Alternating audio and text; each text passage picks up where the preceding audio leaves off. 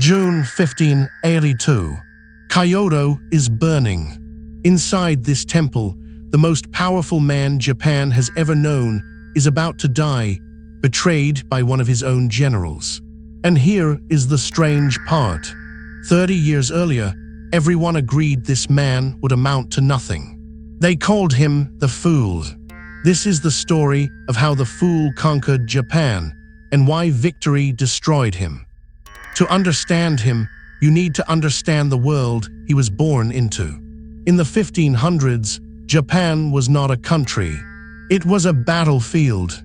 The shogun, the military ruler in Kyoto, had lost all real power, and for 100 years, dozens of warlords called daimyo had carved the islands into private kingdoms, fighting neighbor against neighbor with no end in sight. The Japanese call this the sengoku period, the age of the country at war. Nobunaga was born in Owari, a small province in the center, surrounded by rivals on every side and expected to be swallowed by any of them. The young heir of Owari did not look like a survivor. He roamed the countryside in bandit clothes, eating in the street, mocking every rule of samurai etiquette. At his own father's funeral, in front of the assembled clan, he walked up to the altar and hurled the ceremonial incense at it. His tutor was so ashamed that he committed ritual suicide in protest. The verdict was unanimous. The Fool of Owari would destroy his own house. But look closer at those wasted years. The costumes, the wandering, the broken rituals. He was studying how ordinary people actually lived, traded, and fought. Everyone was reading his manners. Nobody was reading his mind. In 1560, the test came. Imagawa Yoshimoto, one of the great warlords of the East, marched on Owari with an army of some 25,000 men. Nobunaga could raise barely 3,000. His advisors urged him to surrender or die gracefully behind castle walls.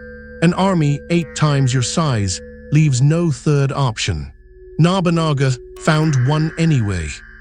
His scouts told him Yoshimoto's main camp was resting in a narrow gorge called Okehazama, celebrating early victories.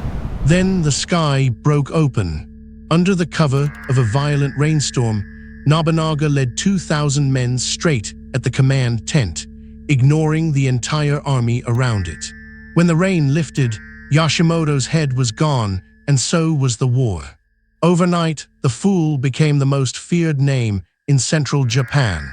Here is what matters, though. He never fought like this again. He had learned exactly what a miracle is worth and decided never to need one twice.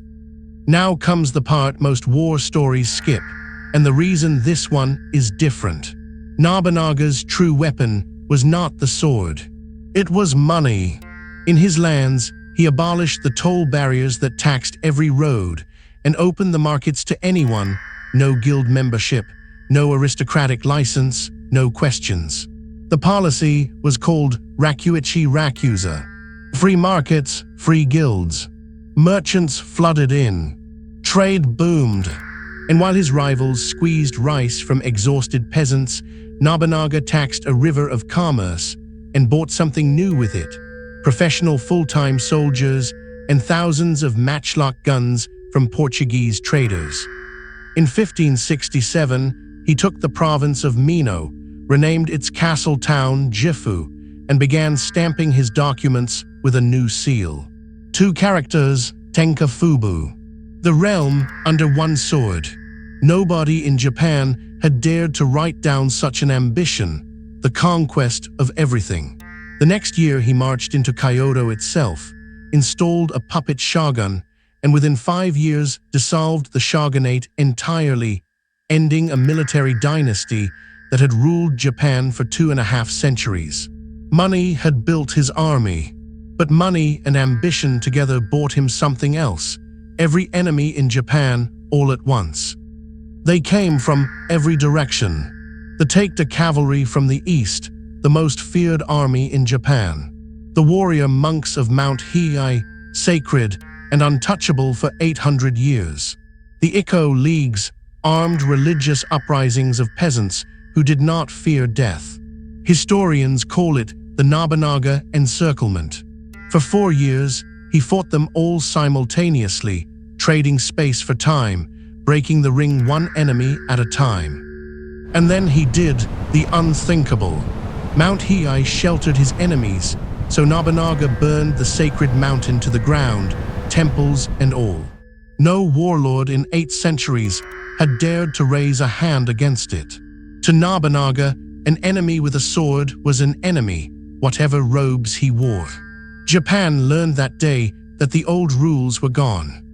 In 1575, at Nagashino, the Taikta cavalry finally charged him head-on. Nobunaga was waiting behind wooden palisades with 3,000 matchlock guns, more firearms than most European kings could field at the time, organized to fire in rotation, so the shooting never stopped. The greatest cavalry in Japan rode into a wall of lead.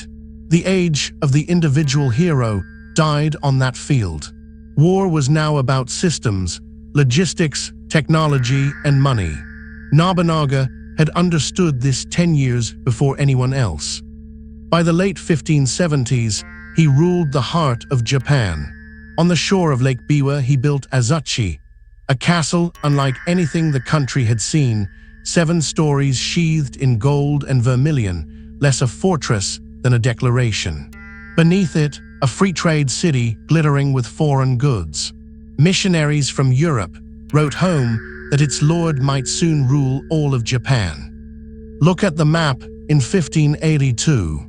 22 years from 3,000 men at Okehazama, Nobunaga controlled the capital, the richest provinces, the trade routes, and the guns. His best generals were finishing his wars on every front. Unification was no longer a question of if, only of when. Victory had become arithmetic, and that is exactly when the story turns. June 1582. Nobunaga stopped for the night at Hano-ji, a temple in Kyoto with only a few dozen attendants. His armies were far away, campaigning in the west. One of his most trusted generals, Azuchi Mitsuhide, was marching past the city with 13,000 men, and at dawn, Mitsuhide gave his order, "The enemy is at Hano-ji." Why did he betray the man who raised him to greatness? A personal grudge, ambition, fear that he would be discarded. 4.5 centuries later, historians still argue. Nobunaga never got to ask.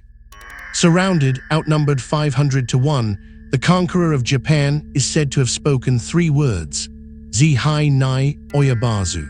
It cannot be helped. He fought with a spear, then a bow, then walked into the burning temple and ended his own life. He was 49. His body was never found. So what did Nobunaga know that everyone else missed? That the game itself can be changed. While every rival optimized the old rules, more loyalty, more rice, more honor, he asked a colder question: what actually decides this? And the answer was commerce, technology, and talent, wherever it came from. A sandal bearer he promoted on pure ability would pick up the pieces of his empire and finish the unification. That man's story, Toyotomi Hideyoshi, the peasant who became the ruler of Japan, is our next episode. If tonight's story earned it, subscribe and step into old Japan.